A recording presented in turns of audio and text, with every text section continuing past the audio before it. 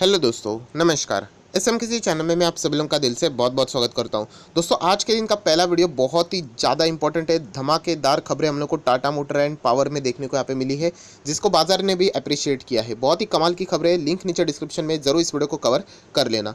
First time visit किया तो no doubt channel को सब्सक्राइब कर लेना, बेल आइकन को हिट कर लेना। और एक चैनल है फ्री स्टॉक मार्केट क्लासेस करके, इसको भी सब्सक्राइब कर सकते हो। लिंक ऊपर आई बटन पे या नीचे डिस्क्रिप्शन में मिल जाएगी। सो चलिए दोस्तों, फिलहाल इस वीडियो को स्टार्ट कर लेते हैं। सो दोस्तों, अभी हम लोग आ चुके हैं बिल्कुल हमारे नॉर्मल स्क्रीन के ऊपर। एंड दोस्तों, यहाँ पे हम लोग बात करने वाले कुछ ऐसे कंपनीज के बारे में जहाँ पे आप लोग क्या हो सकते हो, फंस सकते हो। यस, बिल्कुल भी यहाँ पे फंसना नहीं है। क्या कंपनी खराब है? खराब तो नहीं है, बट अगर मैं बात करूँ, हम लोग स्टॉक मार्केट में आते किसके लिए? इन्वेस्टमेंट करने के लिए आते हैं। इस चैनल की तो अगर मैं बात करूँ, मैं इन्वेस्टमेंट की बात करता हूँ, लॉन्ग टर्म की बात करता हूँ, तो ये इन्वेस्टमेंट के लिए इतने खास अभी तक तो नज़र नहीं आए हैं। कंपनी के परफॉर्मेंस ओके ओके है, इतने भी खराब भी नहीं है, बट ठीक ठाक है।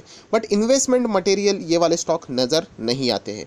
प्लस अगर देखा गया तो इन कंपनीज की अगर मैं बात करूँ, तो फिलहाल ये जो कंपनी के और जो देखने का नज़रिया है बाजार का, वो एक न्यूज़ पर्सपेक्टिव से है। मतलब देखिए, जब कोई भी स्टॉक न्यूज़ बेस बन जाता है ना, तो वो बहुत ही ज़्यादा डेंजर बन जाता है। क्यों डेंजर बनता है? क्योंकि उसके ऊपर हम लोग कुछ बोल नहीं सकते। अभी देखिए, आज पॉजिटिव न्यूज़ आई तो स्टॉक भाग जाएगा, आज नेगेटिव न्यूज़ आई तो स्टॉक गिर जाएगा, कल जाके पॉजिटिव न्यूज़ आएगी तो वापस स्टॉक में रिकवरी आएगी, अगर नेगेटिव न्यूज़ आ गई तो पॉजिटिव का वापस नेगेटिव हो जाएगा। तो न्यूज़ बेस में एक बहुत बड़ा डिसएडवांटेज होता है। हाँ, अगर स्टॉक फंडामेंटली स्ट्रांग है तो इन चीज़ों के साथ वो डील कर लेता है कि चलो, मतलब एक एग्जांपल लेता हूँ कि कौन सा एग्जांपल लेते हैं, टाटा मोटर ही। सेमीकंडक्टर की इशू की न्यूज़ आ गई, क्या हो गया? नेगेटिव आ गया, स्टॉक लोअर सर्किट। आज देख सकते हो 500 450 के बीच में चल रहा है। सो फंडामेंटल स्ट्रॉन्ग स्टॉक्स में ये वाली जो चीज़ें सम हाउ वो स्टॉक्स मैनेज कर लेते हैं। बट अगर एक स्टॉक ऐसा है जो कि फंडामेंटली इतना भी स्ट्रांग नहीं है, एंड ऐसे स्टॉक्स में न्यूज़ बेस अगर मूवमेंट आना शुरू हो गए, तो फिर वो स्टॉक डेंजर हो जाता है। और ऐसे ही कुछ स्टॉक्स में अभी आप लोगों के सामने यहाँ पे रखने वाला हूँ, जहाँ पे आपको फंसना नहीं है। क्योंकि कमेंट सेक्शन में इस टाइप के भी सवाल आते रहते, सर क्या इस स्टॉक में निवेश करो, उस स्टॉक में। तो इन स्टॉक्स के नाम सामने आए हैं, तो मैं तो इतना कहना चाहूँगा कि मैं तो इन स्टॉक से दूर रहता हूँ। खराब नहीं है स्टॉक, बट ये न्यूज़ ड्रिवन स्टॉक्स है। मतलब देखिए, फिलहाल यहाँ पे आप लोगों को पता है, यहाँ पे हम लोग को संसद भी देखने को मिल रहा है, विंटर सेशन भी स्टार्ट यहाँ पे हो चुका है। तो अलग अलग चीज़ें यहाँ पे चलती रहती है। तो फाइनेंस मिनिस्टर की भी अगर हम लोग यहाँ पे बात करें, तो फाइनेंस मिनिस्टर निर्मला सीतारामन जी ने भी बहुत अलग अलग यहाँ पे बयान यहाँ पे दिए हुए हैं, कुछ चीज़ें अनाउंस यहाँ पे की हुई है। तो आप लोगों को पता है, एक बहुत बड़ा मुद्दा यहाँ पे चल रहा है, कौन सा? तो पीएसयू सरकारी कंपनी का क्या चल रहा है? डाइवेस्टमेंट की अगर हम लोग बात करें, आपको पता है सरकारी कंपनीज की अगर मैं बात करूं, आप उनके चार्ट पैटर्न उठा के देख लेना, आपको मेरे बोलने से कुछ नहीं होगा, वही सब कुछ बता देंगे। लगातार हम लोगों को उन स्टॉक्स में गिरावट देखने को यहाँ पे मिल रही है। एक ज़माने में अच्छा कर रहे थे, बट अभी कंपटीशन इतना ज़्यादा बढ़ चुका है, एंड जिस तरीके से प्राइवेट प्लेयर टक्कर दे रहे हैं, उनकी हालत बहुत ही ख़राब है। लगातार नीचे, एंड उनका एक्सपेंस तो फिक्स होता है, आप लोगों को पता है, बहुत ही ज़्यादा खर्चे रहते हैं, एंड इनकम लगातार कम हो रही है। तो इसलिए उन स्टॉक्स में ज़्यादा जान हम लोग को देखने को नहीं मिल रही है। तो फिलहाल अगर मैं बात करूँ, ये जो सरकारी कंपनीज है पीएसयू, इनमें हम लोग को बड़ी बड़ी तेज़ी देखने को मिली है। कब? 8%, 10%, 12%। ऐसा क्यों हो रहा है? इसके पीछे एक ही कारण है, एंड वो है डाइवेस्टमेंट की खबर। जब भी डाइवेस्टमेंट की, डिसइन्वेस्टमेंट की खबर सामने आती है, डाइवेस्टमेंट मतलब क्या? कि सरकार इन कंपनी से अपना स्टेक निकाल रही है, एंड यहाँ पे प्राइवेट प्लेयर एंटर करेंगे। देखिए, प्राइवेट प्लेयर एंटर करेंगे, एंड वो कंपनी अगर प्राइवेटाइज हो गई, तो फिर आपको पता है कि रूल्स कैसे बदल जाते हैं, स्ट्रिक्टनेस आ जाती है, गुड गवर्नेंस आना शुरू हो जाता है, मनमानी नहीं चलेगी, राइट? कभी भी नौकरी चली जा सकती है, वो भी एक खतरा रहता है, राइट? तो जॉब करने के लिए नो डाउट प्राइवेट, आप लोगों को पता है, बहुत ही डेंजर रहता है। पब्लिक में तो मज़े ही रहते हैं। सो यहाँ पे बोलने का मकसद क्या है? सरकारी जो स्टॉक्स रहते हैं, सरकारी कंपनी, उनकी और डाइवेस्टमेंट के निगाह से यहाँ पे देखा जाता है। अगर वो डाइवेस्टमेंट होगा तो वो स्टॉक ज़रूर भागेगा। एंड अगर डाइवेस्टमेंट की खबर दोस्तों अगर क्या हो जाएगी, पोस्टपोन हो जाएगी, डिले हो जाएगी, तो उस स्टॉक के लिए बहुत ही बुरी खबर है। क्योंकि आज अगर मैं सरकारी, मैक्सिमम सरकारी, देखिए पूरे के पूरे 100% सारे सरकारी कंपनीज की मैं बात नहीं कर रहा हूँ, कुछ सरकारी कंपनी ऐसी भी है जो अच्छा परफॉर्मेंस दे रहे, आगे भी दे सकती है, बट मैक्सिमम अगर मैं सरकारी कंपनीज की बात करूँ, तो यहाँ पे क्या हो रहा है? डाइवेस्टमेंट की खबर से तेज़ी आती है, डाइवेस्टमेंट की खबर डिले होती है, कोई डाइवेस्टमेंट से रिलेटेड नेगेटिव खबर आती है, तो वो स्टॉक गिर जाता है।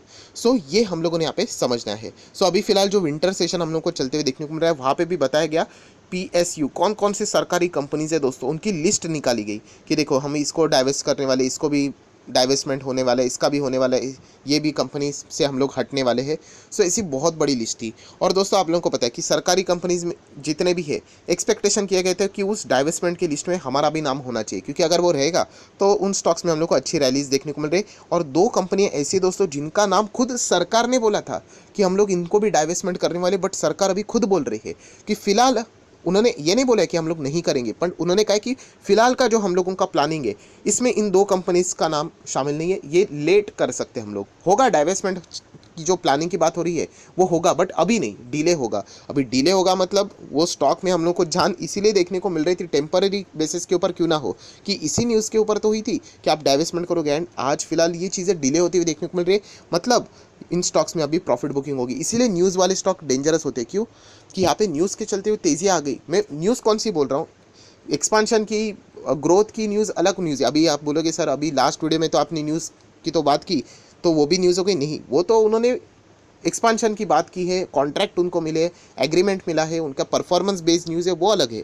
बट किसी स्टॉक की अगर हम लोग बात करें एक पर्टिकुलर न्यूज़, तो वो एक बहुत ही ज़्यादा डेंजरस बात यहाँ पे रहती है। जैसे कि अगर एक कोई स्टॉक बिल्कुल मरा हुआ है, कुछ है ही नहीं, एंड यहाँ पे बताया जा रहा है अरे एक बहुत बड़ा प्लेयर इसमें पैसा लगा रहा है, स्टॉक बढ़ जाएगा, राइट? इस तरीके की न्यूज़ डेंजर होते हैं। कल बोलेंगे अरे नहीं हम लोग नहीं लगा रहे, वो अफवाह थी, तो स्टॉक गिर जाएगा। इस तरीके की चीज़ें से हम लोगों ने सावधान यहाँ पे रहना होता है।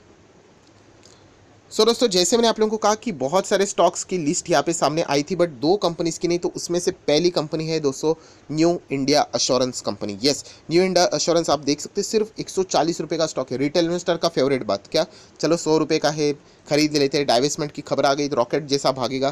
तो ये देखिए अगर आप इसका एक साल का परफॉर्मेंस क्या है 23%, इसमें मैक्सिमम जो जोश है वो इसी के कारण है कि सरकार इसको बेचेगी। 5 साल में देखोगे तो पूरा धज्जा उड़ा हुआ है, 57% डाउन। 5 साल पूरा भी है, पूरा भी नहीं है, शायद से 2017 से ही शुरुआत हुई थी। सो 18, 19, 20, 21 समवेयर अराउंड तीन साढ़े तीन 4 साल की बात हो रही है। सो लगातार गिरावट यहाँ पे। सो यहाँ पे स्कोप सिर्फ एक ही है। यहाँ पे तेज़ी कब बनेगी कि सरकार बोलेगी अरे हम लोग इसको भी डाइवेस्टमेंट की ओर लेकर जा रहे हैं, तब जाके कुछ उम्मीद की किरण है। वरना देखा गया तो इन्वेस्टमेंट मटेरियल फिलहाल तो सामने नहीं है। ये देखिए मैं आपको दिखाना चाहूँगा, विकीपीडिया के ऊपर आप लोग पढ़ सकते हो इसके बारे में। देखिए NSE BSE दोनों के ऊपर ये ट्रेड करता है। फाइनेंशियल सर्विसेज बेसिकली इंश्योरेंस से जुड़ी हुई एक कंपनी है।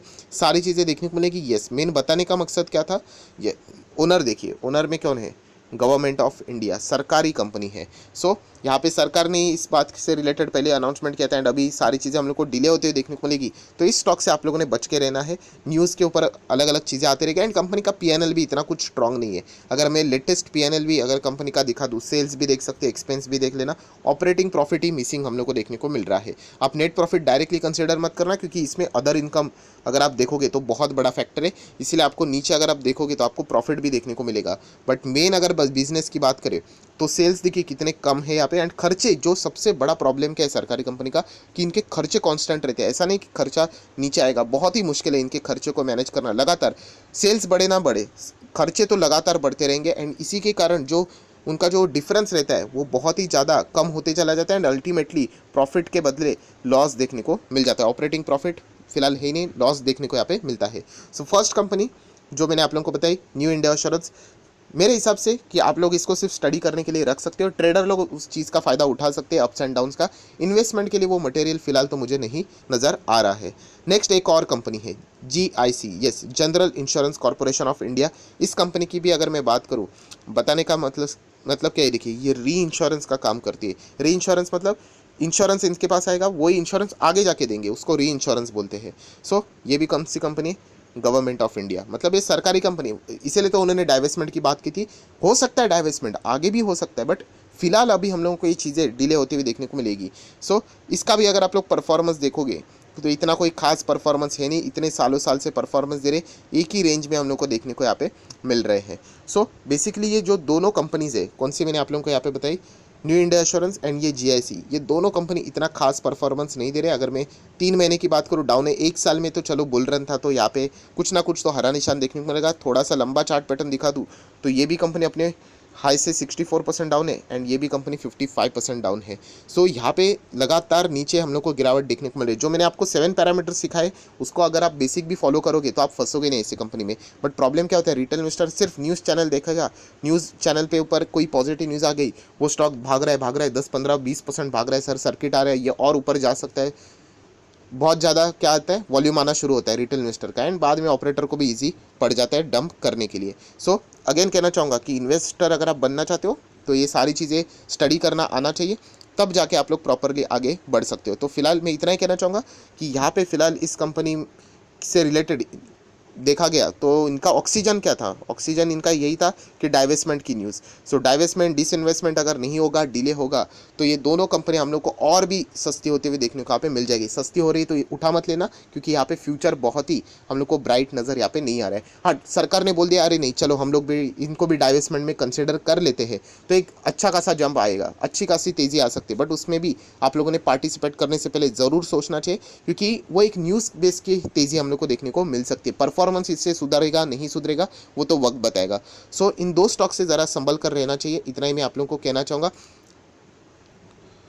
सो कोई भी डिसीजन लेना तो ज़रा सोच समझ कर लेना, बस इतना ही मैं आप लोगों को यहाँ पे कहना चाहूँगा। सो आशा करता हूँ आप लोगों को ये अलर्ट ऑलरेडी मैंने यहाँ पे करके रखा हुआ है। सो वीडियो अच्छा लगे तो लाइक एंड शेयर भी कर देना। So that's it, thank you very much दोस्तों, we will be meeting our next video, तब तक के लिए बाय बाय।